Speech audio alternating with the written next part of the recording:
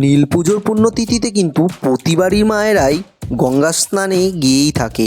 প্রতি বছরের মতো আমি এবছরও সিদ্ধান্ত নিলাম আমি কিন্তু আমার মায়ের সাথে গঙ্গা স্নানে যাবই।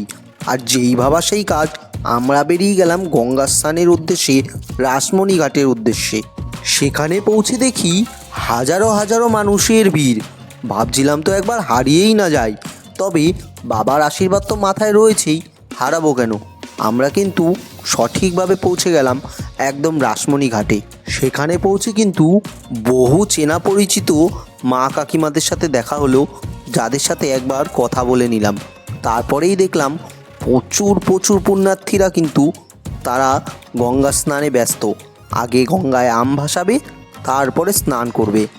আমরা কিন্তু সেই ভিড় ঠেলে কিছুটা এগিয়ে গিয়ে একটি ফাঁকা স্পেস খুঁজে নিচ্ছিলাম। রাসমণি ঘাটের সেই মায়ের মন্দিরটি দর্শন করার পরেই কিন্তু আমরা অলরেডি ফাঁকা স্পেসটি পেয়ে গিয়েছিলাম, যেখানে শেল্টার নিয়ে আমাদের সব জামা কাপড় চেঞ্জ করে তারপরে আমরা রীতিমতো গঙ্গায় স্নান করার উদ্দেশ্যে কিন্তু নেমে গেলাম। সে সময় কিন্তু গঙ্গায় জোয়ার চলছিল, অতএব জল কিন্তু বেশ ভালোই ছিল। আর হঠাৎই কোথা থেকে নাগ দেবতার উদয় হয়ে গেল। হয়তো বাবাই জলে সব পুণ্যার্থীদের রক্ষার্থে তাকে পাঠিয়েছিল। যাই হোক, নাগ দেবতাকে দেখে কিন্তু বেশ কয়েকজন লোক বেশ ভয় পাচ্ছিল, কিন্তু ভয় কিসের, বাবা তো রয়েছে। ভয়কে জয় করে আমি কিন্তু মনের সুখেই স্নান করে যাচ্ছিলাম।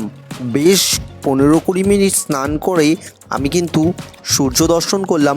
সূর্যদেবকে প্রণাম করার পরে আমি কিন্তু জল থেকে উঠে আসার সিদ্ধান্ত নিলাম। উক্ত স্থান হইতে তৎক্ষণাৎ বেহুলার সেই ভেলা ভাসিয়া যাইতেছিল, যা দেখিয়া আমরা বেশ উৎফুল্ল হইলাম। এত সুন্দর আইসক্রিমটি খাইয়া আমার কিন্তু বেশ দুঃখই হইতেছিল কি আমার মা এবং মিষ্টু খাইতে পারলো না এই আইসক্রিমটা। যাই হোক, এই আইসক্রিম খাওয়ার পর আমরা কিন্তু বাড়ির উদ্দেশ্যে রওনা দিয়া দিলাম। আর রওনা দিতে দিতে টোটোতে এই বেশ কিছু ছবি ক্লিক করিলাম, যা আপনাদের উদ্দেশ্যে এখানে দেখাইলাম। যাই হোক, সবশেষে ওই মন্দিরটির ছবি কিন্তু দিলাম, যেটি রানী রাসমণির মন্দির বলে ডাকা হয়ে থাকে।